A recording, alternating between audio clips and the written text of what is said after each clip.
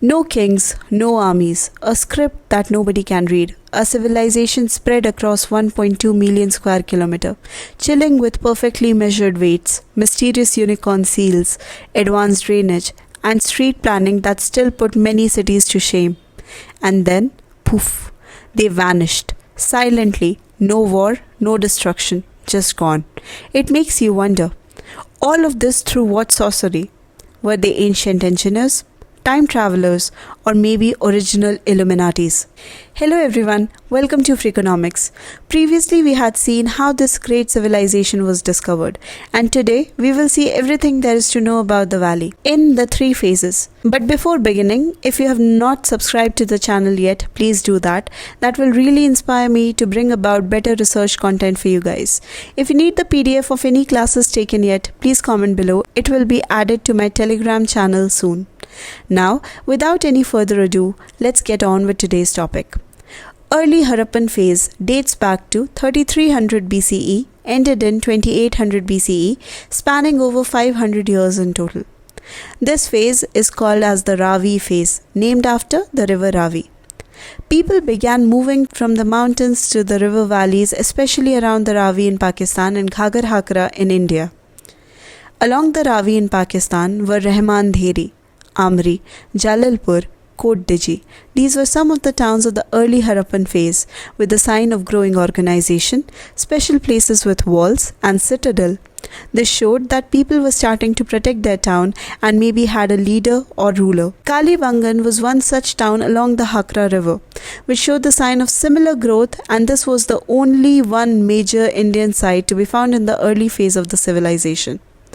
Sites like Dam Sadat, Rana Ghundai, Mehergarh, Ghazi Shah, Sarai Khola, Sothi Siswal culture found near Haryana are the pre-Harappan settlements. That is, they existed even before the early phases of the valley. However, by 2600 BCE, many of these Harappan villages have evolved into the major urban centers, from which grew the mature Harappan phase. These migrants were early farmers and craftsmen. They did not live in the big cities yet. They stayed in small villages, but their way of life was changing quickly. They indulged heavily in agriculture.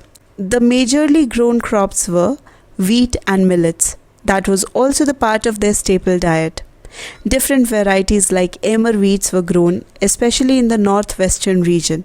Millets like bajra, ragi, and jawar like crops were grown in the drier areas. Another commonly grown crop was barley, used for food, porridge, and even to make fermented drinks like beer.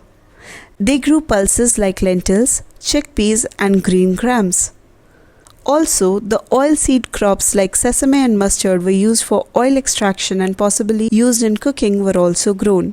Fruits like dates were grown and possibly traded, especially in the areas like Mehergarh and Balochistan. A special mention to cotton. Harappans were among the first in the world to grow cotton and use them for making cloths which they spun and wove. Plowed fields have been found in the places like Kalibangan. Early Harappans used the wooden plows, dug irrigation canal, and timed farming with the Indus River flooding.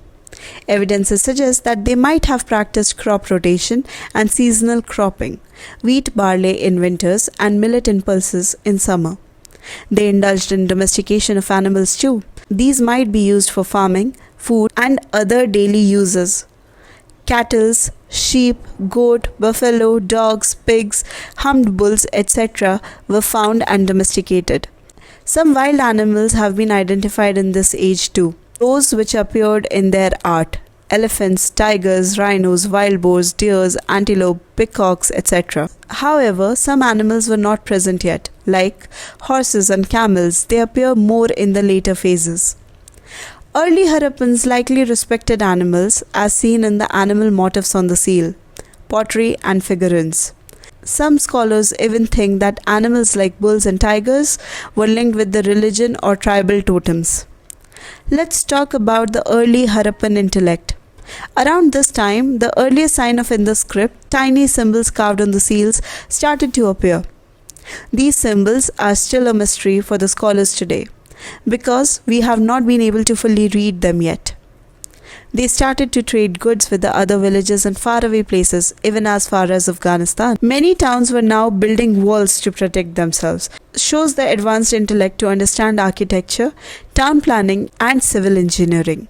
Although we can all agree that this was still in the nascent stages. But they were about to yield to the world the greatest civilization that ever lived. Let's talk about the early Harappan craftsmanship. Pottery was one of the most common and useful artifacts. Usually the plain red ware were the most commonly found throughout the valley, but there were also the painted pottery with red background and black geometric design or pictures of animals or plants on it. Archaeologists have also found the rare polychromatic pottery as well, in multicolored designs like red, black, green, white, yellow, etc. Some pots had holes in it, probably used for straining liquids like fermented drink. Some decorative pots had bumps or knobs on them. They were mostly wheel-made, fine-textured and well-fired, and hence the prominent red color was found. Harappans were fashionable people. They just loved dressing up. Men, women and even children all wore ornaments made up of terracotta, shells, semi-precious stones like carnelian, agate or lapis lazuli, copper and occasionally gold, for making highly polished and beautifully shaped ornaments.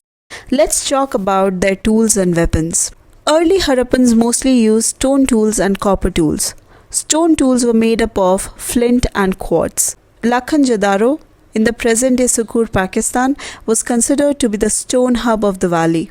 Copper tools like knives, spearheads, sickle, razors, etc. were also used. So copper were used in three ways. 1. The raw lumps. 2. The alloy mixed with arsenic and antimony. 3. The alloy mixed with tin, which makes bronze, and hence comes the name Bronze Age Civilization. Copper and its alloys were the primary material used for tool making during this period.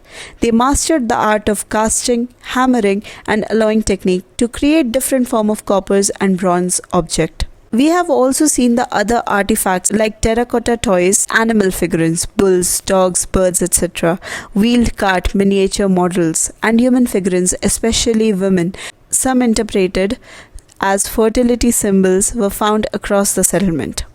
So that is all about the early Harappan phase. Coming up next is the mature and the later Harappan phases. We are just getting started. I hope the video helped you. If it did, please subscribe to my channel. That will really help me to grow the community and bring about better research content for you guys. Till then, study smart and keep watching Freeconomics.